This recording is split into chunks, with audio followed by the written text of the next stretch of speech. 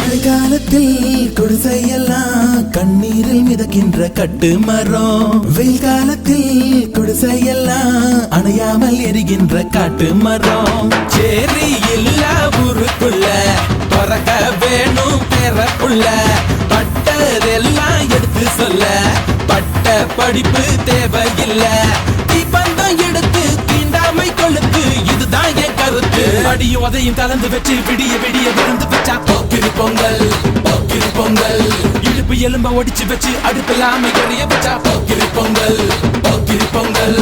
ஆட்டுங்கட்டா என்ன சுத்தி நான் ஐயனாரு வெட்டு கத்தி,